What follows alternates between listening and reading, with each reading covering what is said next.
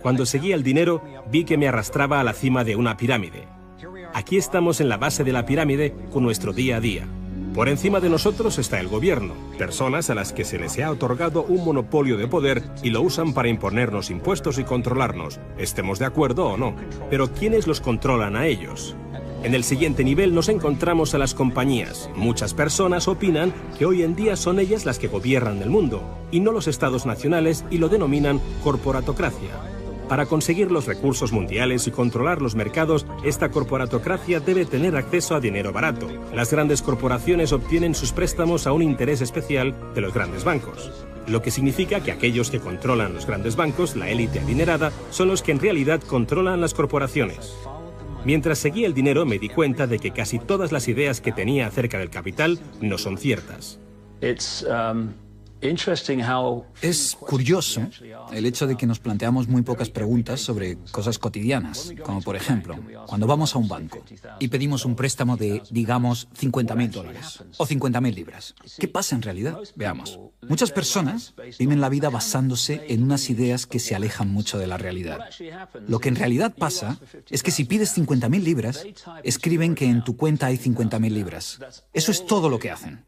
No acuñan monedas ni imprimen billetes. No recurren a ningún metal precioso. Simplemente escriben en una pantalla de ordenador que tu cuenta tiene 50.000 libras.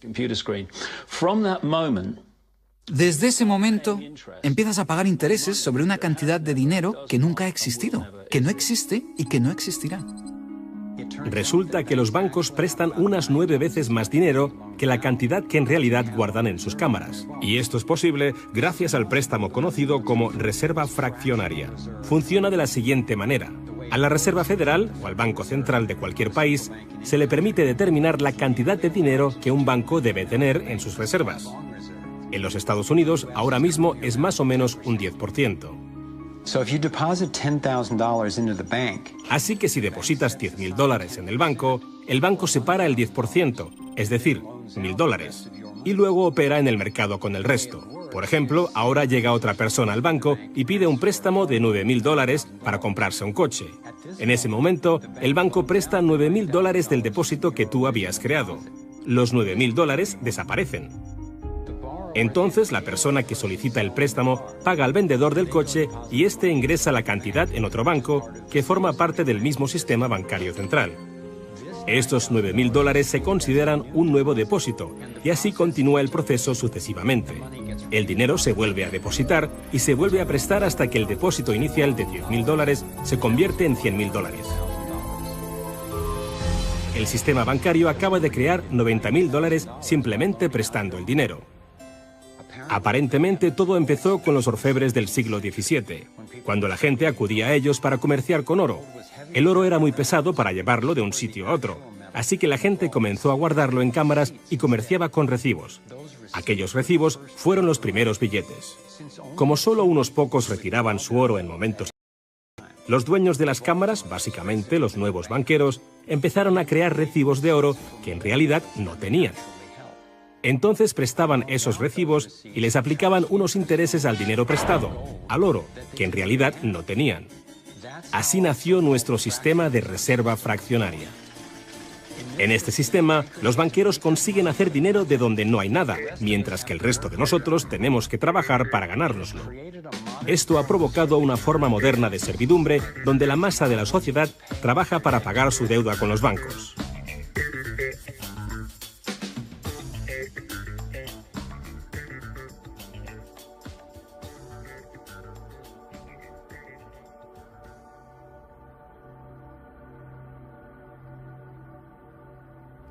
Bajo este esquema de reserva fraccionaria, inevitablemente nos hemos convertido en esclavos de la deuda de una élite financiera que nos gobierna. No porque sean mejores o más inteligentes que nosotros, sino porque han manipulado el sistema para beneficiarse de una gran parte de la gente de este planeta. Catherine Austin Fitts es experta en este tema. Fue ayudante del Departamento de Vivienda y Desarrollo Urbano de Estados Unidos bajo el mandato del presidente George Bush Sr. y luego asesora de la administración de Clinton. Imaginemos el juego del Monopoly. Ahora quieres comprar el Paseo del Prado. Lo que puedo hacer continuamente es imprimir dinero, darme más y más dinero, disminuir el valor de tu moneda al imprimir cada vez más. Da igual lo duro que estés trabajando o el éxito que tengas. Al final, siempre te puedo comprar y no me cuesta nada. Pero ¿cómo se explica que si vosotros o yo mismo fabricamos billetes, se nos acuse de falsificación? Pero si lo hacen los bancos, entonces sea un incremento de la masa monetaria. ¿Cómo han conseguido los bancos este poder? Esto es Jekyll Island, donde en 1910, representantes de los Rockefeller, los Rothschild, los Morgan y otros banqueros privados se reunieron en secreto para preparar la legislación que crearía la Reserva Federal. Ed Griffin se encargó literalmente de escribir un libro sobre lo que pasó en Jekyll Island. Los bancos centrales son como carteles bancarios, quienes se han asociado con los respectivos gobiernos de los países donde operan y se les ha otorgado un poder monopolístico sobre la creación del suministro monetario del país. Eso fue lo que los políticos les ofrecieron como regalo, se podría decir, a cambio de la asociación. Y a cambio, ¿qué ofrecen los banqueros a los políticos? Les prometen crear dinero de la nada, ahora que tienen esa potestad para hacerlo cada vez que el gobierno lo necesite. Y desde 2008 hemos presenciado la mayor impresión de dinero falso de la historia. La prestidigitación financiera disfraza los costes, esconde a quien debemos culpar y nos deja como esclavos de la deuda trabajando para pagar las facturas. Me ha chocado el hecho de que en el mismo año en que se creó la Reserva Federal, en 1913, se creara también el Servicio de Impuestos Internos, y desde entonces se estableció el impuesto sobre la renta. Así que todos nosotros tenemos que pagar la deuda de los políticos con intereses a los banqueros. El problema es que tenemos un sistema bancario privado y centralizado en los Estados Unidos, disfrazado de sistema público. Si buscas en la guía telefónica de aquí de Washington, en el área de DC, si buscas por la Reserva Federal, en las páginas azules gubernamentales, ahí no aparece nada, sino que aparecen las páginas blancas, justo al lado de Federal Express. Es un banco central y privado. ¿Cuál es la relación adecuada, cuál debería ser la relación adecuada entre el presidente de la Reserva Federal y el presidente de los Estados Unidos? Bueno, primero debemos dejar claro que la Reserva Federal es una agencia independiente. Y eso significa, básicamente, que no existe ninguna otra agencia del gobierno que pueda anular las acciones que emprendemos.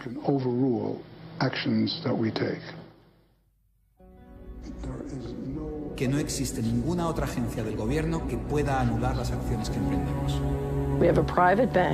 Tenemos un banco privado que imprime dinero en beneficio del Tesoro. La Reserva Federal imprime dinero en un sistema basado en la deuda, que crea escasez, pero coloca a un grupo de privilegiados en una posición en la que tienen acceso a todos los datos sobre la economía, mientras que nosotros continuamos en la ignorancia. Así que tenemos a un pequeño grupo de banqueros que entienden los datos de cómo funciona el dinero en la economía y se les proporciona la habilidad de imprimir dinero de manera que se sigue protegiendo a los privilegiados mientras que el resto nos hundimos. Después de que Catherine comenzase a destapar la corrupción del gobierno en los más altos niveles, el FBI llevó a cabo una redada en su compañía y le requisó sus pertenencias. Tuvo que ir de juicio en juicio durante 10 años hasta que la declararon inocente. Así que tenemos a la Reserva Federal, una corporación privada con el monopolio de crear dinero, pero sin tener que rendir cuentas y que además está apoyada por el gobierno con el monopolio de la fuerza.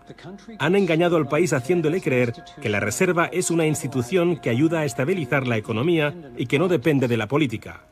Pero de hecho, en ya casi un siglo de existencia, la Reserva Federal ha hecho justo lo contrario. Desde que se puso en marcha, nos han robado a través de la inflación y el poder adquisitivo del dólar ha disminuido más de un 97%. Y la diferencia entre ricos y pobres deja claro que el dinero va a parar a manos de unos pocos. Solo 16 años después de que la Reserva Federal accediera al poder, los Estados Unidos sufrieron la Gran Depresión. En mi investigación he descubierto que antes de que se produjese el crack del 29, la élite de banqueros sacó su dinero del mercado. Después del crack, usaron ese dinero para comprar todas las acciones baratas y los bancos en quiebra más pequeños por poco dinero. Entre los banqueros que consolidaron su fortuna de esta manera, encontramos a los Rothschild, los Rockefeller y los Morgan. Un caso similar sucedió con el colapso financiero de 2008, en el que de nuevo se volvían a beneficiar los mismos banqueros. En los años previos al colapso, los mayores bancos, incluyendo Bank of America, Citigroup y Chase, todos ellos controlados por los Rothschild, los Rockefeller y los Morgan, se forraban y comerciaban con préstamos basura cuyo dinero sabían que no iban a poder recuperar. Es como colocar unas naranjas podridas en una caja y venderlas como si fuesen de la mejor calidad. Los que habían embalado ese producto sabían que tarde o temprano alguien abriría la caja y vería que no contenía nada de valor, ya que al fin y al cabo ellos habían empaquetado dichas cajas. Cuando las naranjas podridas, lo que conocemos como créditos basura, los derivados y las coberturas por incumplimiento crediticio se descubrieron finalmente, acabó por afectar a todo el mundo. La gente empezó a perder sus casas, trabajos, negocios y fondos de jubilación. Mientras tanto, los grandes bancos, que fueron los que en realidad crearon el problema, fueron los únicos a los que rescataron. ¿Y eso por qué?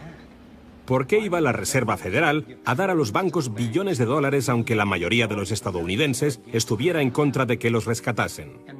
¿Y por qué no ayudaron a los más necesitados en vez de ayudar a los que perpetraron el colapso financiero? Mi investigación me llevó a la conclusión de que las mismas personas que crearon la Reserva Federal, los Rothschild, los Rockefeller y los Morgan, todavía la controlaban y utilizaban esta estructura para salvarse a nuestra costa. Muchos de los bancos creados siguen siendo el lobby más poderoso del Capitolio de los Estados Unidos, y ellos sinceramente son los dueños del lugar. Estoy convencido de que el reciente colapso financiero de 2008 fue el resultado de un esquema de inflar y tirar orquestado, diseñado y ejecutado por los grandes banqueros para consolidar sus fortunas y su poder. David Icke nos explica cómo ve los denominados ciclos comerciales de la Reserva Federal. Fase 1 es como lanzar el sedal. Fase 1, colocas un montón de dinero, unidades de intercambio, en circulación. Para ello, bajas los intereses y concedes muchos préstamos. Esta es la parte del ciclo que denominamos boom. Como hay muchas unidades de intercambio en circulación, hay un montón de dinero que cambia de manos, que genera una gran actividad económica. Eso genera empleo y como se gasta más y más dinero, aumenta la demanda. Así que las compañías solicitan más créditos de dinero recién salido del horno para aumentar su producción. La gente coge confianza a su rutina. Pues resulta que trabajo para tal compañía y tienen muchos pedidos. Funciona de maravilla, tengo trabajo asegurado. ¿Y sabes qué? Estoy pensando en comprar una casa más grande. Luego empiezan a cambiar. Lo que hacen es tirar del sedal. Suben los tipos de interés. Ahora, cada vez hay menos personas que consiguen los créditos porque las condiciones de concesión se han endurecido. Y también, al aumentar los tipos de interés, una gran parte del salario de las personas se destina a pagar esa subida de los intereses y no al consumo. De repente, ya no hay tanto dinero en circulación y, por tanto, se compran menos cosas. Los beneficios de las compañías empiezan a disminuir, empiezan a reducir los puestos de trabajo y algunas comienzan a cerrar. La gente pierde sus trabajos. Ya no pueden pagar las hipotecas de esas grandes casas que se habían comprado cuando todo iba bien. Ahora los bancos empiezan a recoger el sedal, porque mientras la gente se declara en bancarrota, tanto las compañías como las personas, los bancos se quedan con las fortunas que sí que son de verdad. Con las propiedades, las tierras, los recursos que habían puesto como aval para que simplemente les prestasen unas cifras que solo aparecían en la pantalla del ordenador. Y llevamos siglos con este ciclo económico de tirar el sedal y recoger, de inyectar una gran cantidad de dinero en circulación, de hacerlos picar. Y lo que se ha hecho en realidad es robar. Y se ha propiciado que se acumule la verdadera riqueza del mundo en manos de unos pocos.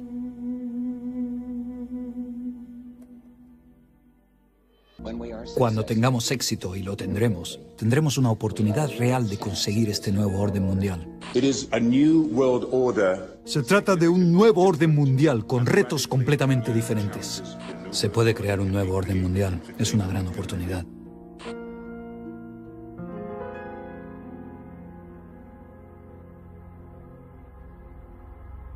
Teniendo en cuenta la situación de nuestro mundo ahora mismo, un nuevo orden mundial puede parecernos una gran idea. Pero tengo que diferenciar entre lo que descubrí sobre el dominio mundial, un único gobierno global dirigido por una pequeña élite, y la realidad de nuestra interconexión global, que es darnos cuenta de que a un nivel fundamental y espiritual no somos tan distintos, todos estamos conectados. Pero los objetivos para el dominio del mundo sugieren todo lo contrario. Siguen la estrategia de divide y vencerás, para mantenernos enfrentados, pensando que el problema son los demócratas o los republicanos, los liberales o los conservadores, cuando en realidad ambos partidos tienen los mismos objetivos. Creo que nos dirigimos a un mundo totalitario, en realidad a una dictadura militar dirigido por una pequeña élite que tiene todo el poder y dicta las leyes. Si tuviesen éxito, no habría lugar al que huir o dónde esconderse. Pensadlo detenidamente.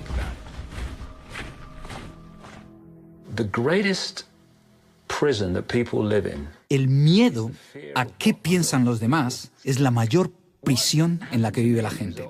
Lo que me pasó a mí como resultado de toda la ridiculización que sufrí fue que dejé a un lado ese miedo a qué puede pensar la gente de mí.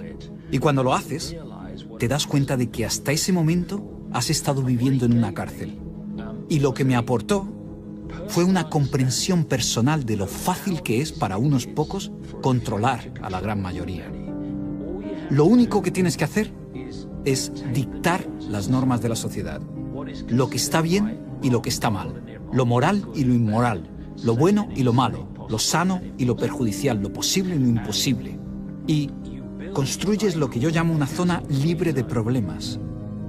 Y si vives la vida dentro de esos parámetros de percepción, de creencias, y lo que dices y piensas encaja en eso, entonces la gente te dejará en paz, porque eres normal.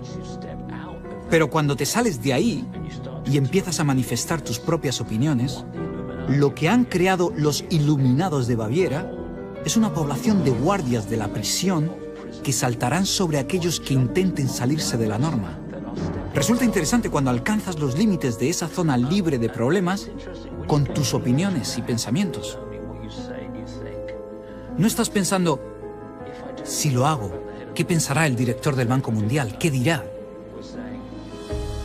No, lo que pensamos es, ¿qué pensará mi madre? O los tíos del bar o mis compañeros de trabajo, ¿qué dirán? Y lo que han conseguido los iluminados de Baviera, al crear estas normas, es un ejército enorme de personas que se imponen dichas normas las unas a las otras.